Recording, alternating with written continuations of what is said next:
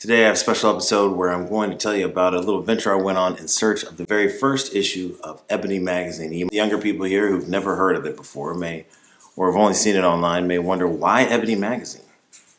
And I'll tell you, it's because when I was growing up in the 80s, there was no Smooth Mag, there was no Source, Vibe. None of these magazines existed. If you wanted to see bright photos and positive stories about African Americans that were edifying, you had to pretty much go to Ebony magazine. And for this reason, my mom kept a lot of Ebony magazines in the house. She even had so many of them that she kept that cardboard box where you could keep back issues. My mom grew up in the 50s and 60s in Atlanta, and she believed that black people suffered from poor self-image.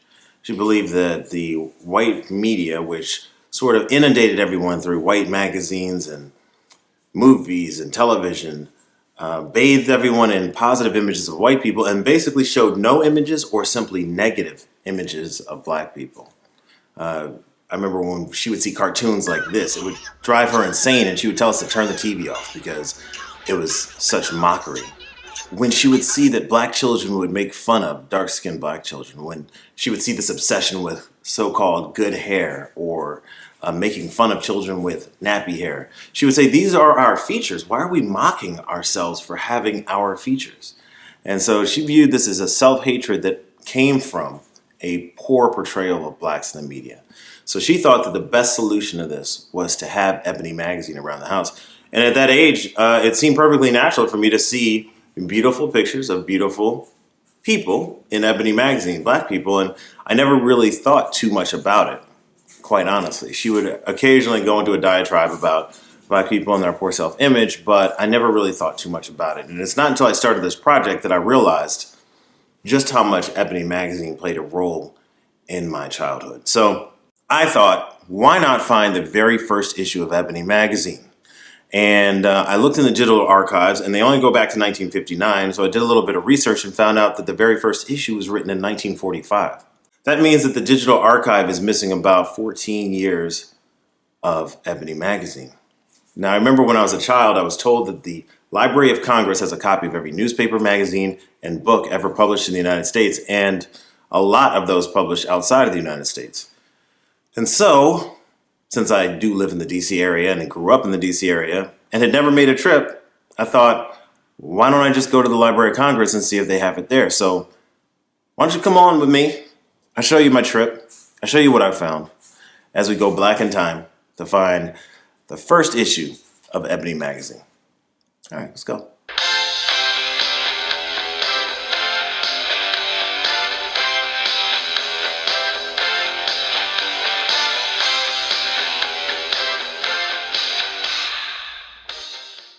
So it's real simple. You get on the metro, you take the orange line, you get off at Capitol South.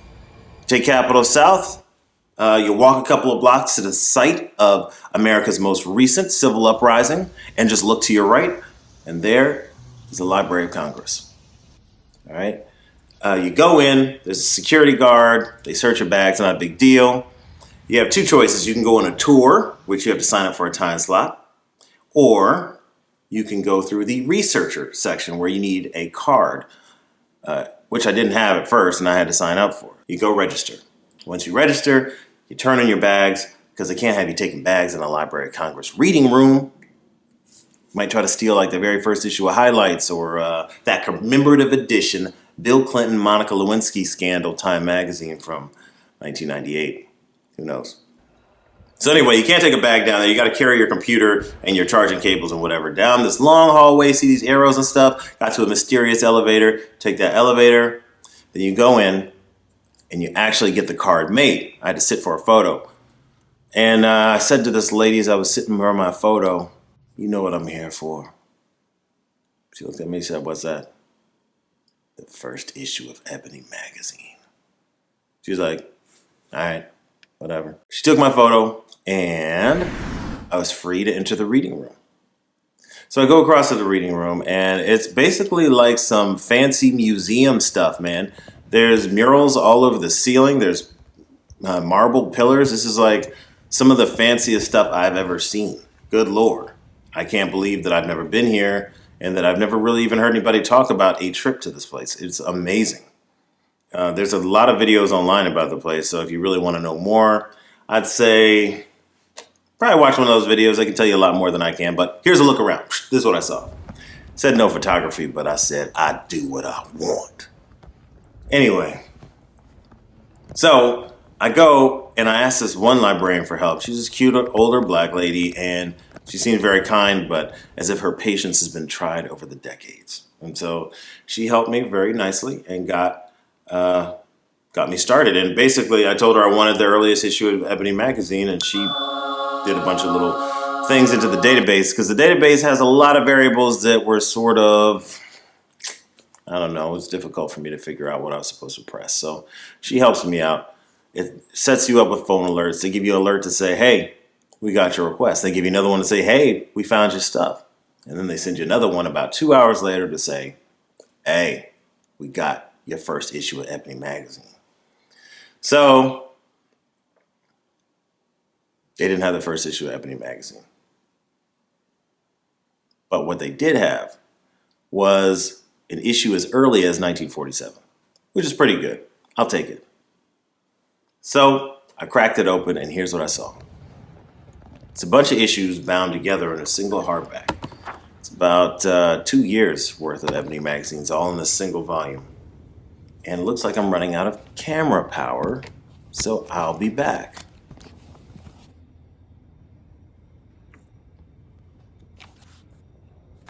Charge my camera, I'm back.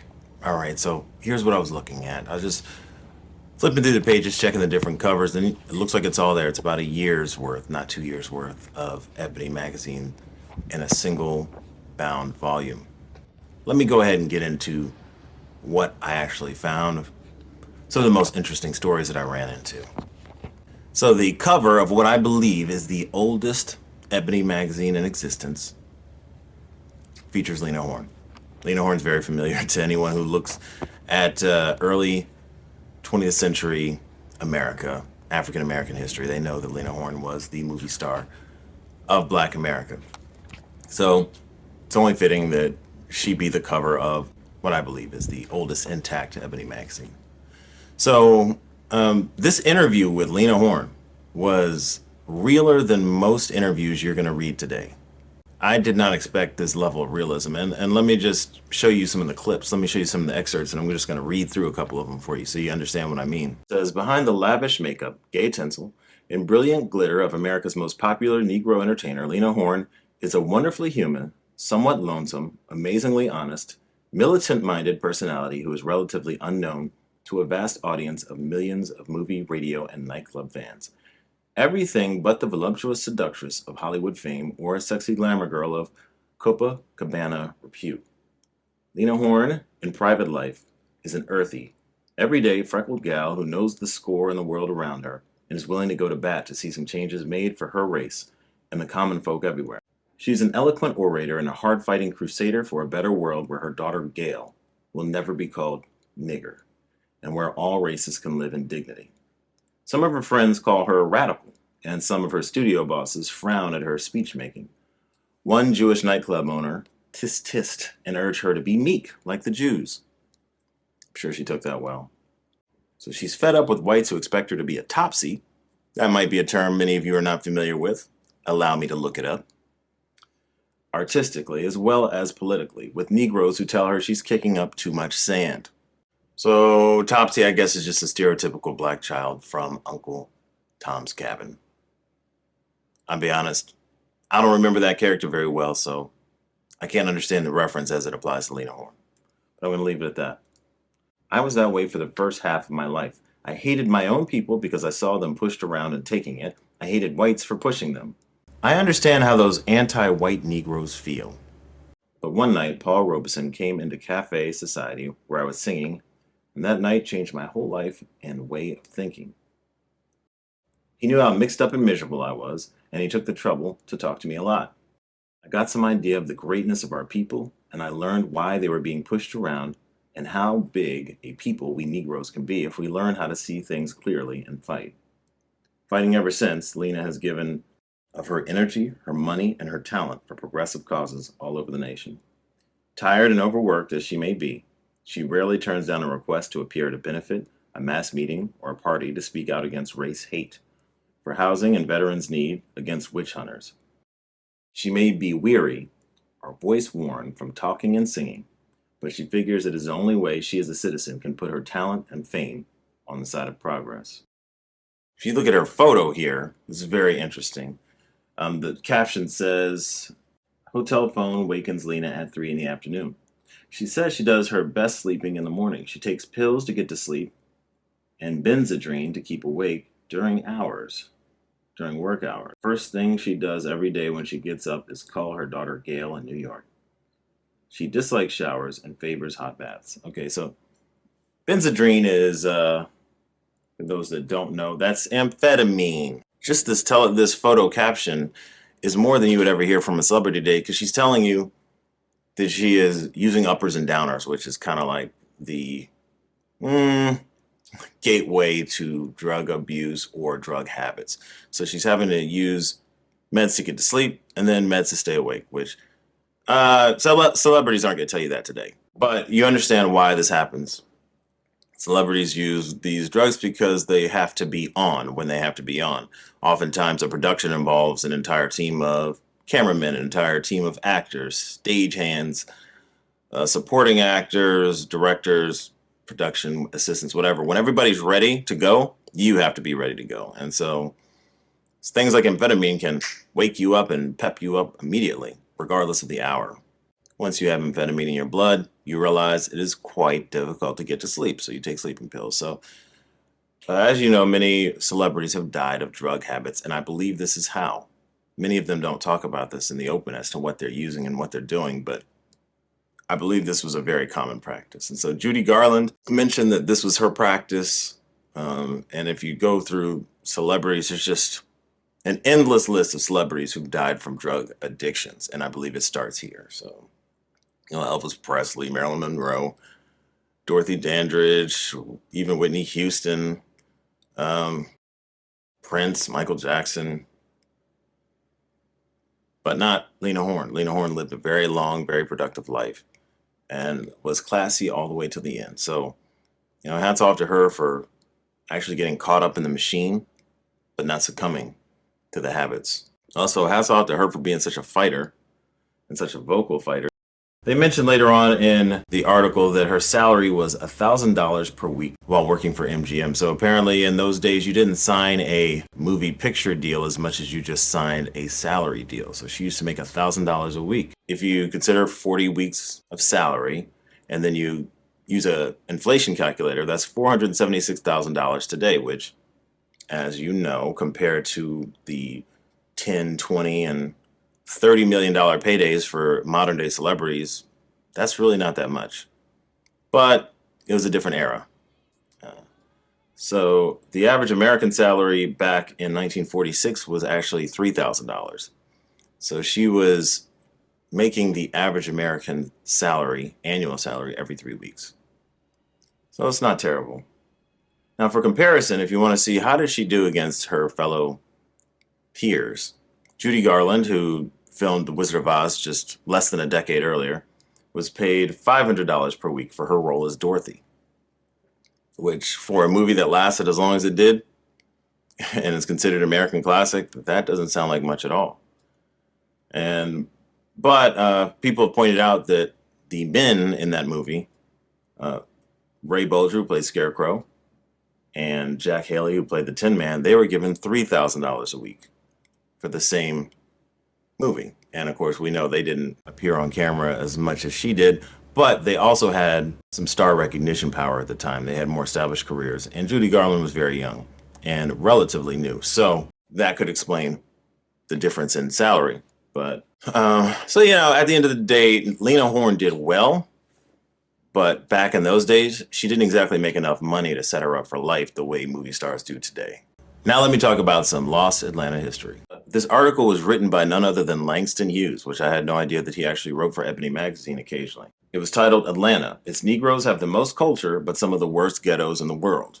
Life from rags to riches exists among Atlanta Negroes, described as most cultured yet most enslaved group of people in America by Morehouse College president Benjamin E. Mays. They mentioned that an author by the name of John Gunther wrote in the guide Inside USA that Decatur Street in Southeast Atlanta, or the Pittsburgh section and the Southwest section, quote, out ghettos anything I ever saw in the European ghetto, even in Warsaw. I blinked, remembering that this was not India. Note, the image of the very first federal housing project for Negroes in the nation was also built in Atlanta. It was called University Homes. Although the riches were not as concentrated, good living and conspicuous wealth could be seen by driving out Hunter Road, Simpson Road, the Boulevard, and numerous exclusive streets located in all four sections of Atlanta. He spoke of the 27 Club, made up of college presidents, prominent businessmen, professionals, and other financially successful colored gentry. The club meets the 27th of each month at 27 minutes before or after the hour and closes on the same schedule. 27 Club symbolizes culture at its zenith in Negro America. Another section that jumped out at me was the following. In 1944, there were 843 successful Negro businesses in Atlanta. The biggest is the Atlanta Life Insurance Company, a $15 million company with 55 offices and 500,000 policyholders in 9 states. Negroes in Atlanta have their own bank, the Citizens Trust Company. They have their own chain of 3 drugstores. See, as you can see, the Jim Crow South actually created something of an economy that allowed some African Americans to excel if you were enterprising, hardworking, and quick on your feet. Now, Theodore M. Alexander, age 38, is featured in this photo. He runs the Atlanta Insurance Company. The caption states that he founded it 16 years early. That would be when he was 22 with a desk and a phone. Now, when I saw that, so there's a 38-year-old man who's running a $15 million company in the year 1947. I wanted to know what became of this man. What became of his family? Did they prosper well into the future? So I kind of did some internet sleuthing to see what I could figure out. Here's what I found out. He himself lived into the year 2001, that's 21 years ago. His son, Theodore M. Alexander Jr., was the first black investment banker in Atlanta. He died in 1983 in a boating accident down in Honduras. I think it was just a freak boating accident. He himself had 3 children. His son, Theodore Alexander III, is quite successful and is currently age 60. He graduated from Wharton Business School after graduating from Morehouse undergrad, so he was the 3rd Morehouse graduate. His grandfather, father, and him, and now his son attends Morehouse. He is the chairman of a prominent wealth management firm, the last I could see in his employment record. Articles have been written about how his children are attending Morehouse. So the good news is the family of Theodore Alexander, the founder of this black insurance company, their wealth and prosperity continues into the future. So it's a great story. I don't know if any of you out there know this family, but I'm happy to see that. It's awesome. That's just a little bit of history. Thank you for joining me on this trip back in time.